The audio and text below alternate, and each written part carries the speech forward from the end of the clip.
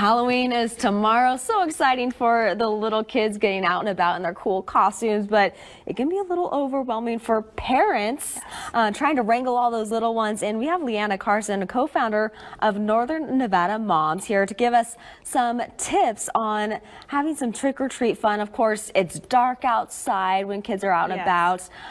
What's a couple of good ways to get them, make sure they're seen? Definitely. So there's so much fun that happens when you're trick-or-treating, but there's also a lot of people around, a lot of kids kind of running.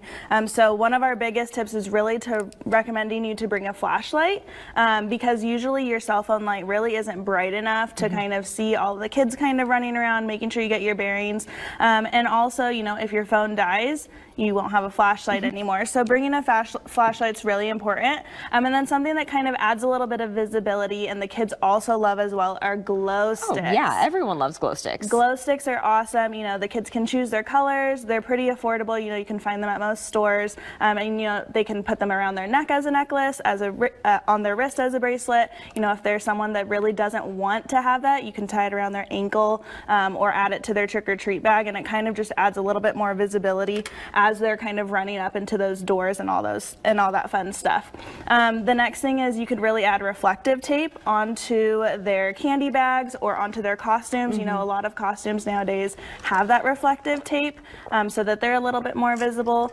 So just little tips like that really kind of make the trick-or-treating experience a little bit more safe and also fun for the parents, where they feel like their kids are visible and they can see them. And you were talking to me about just knowing the route, making sure kids are aware of where they're going. That's a big plus.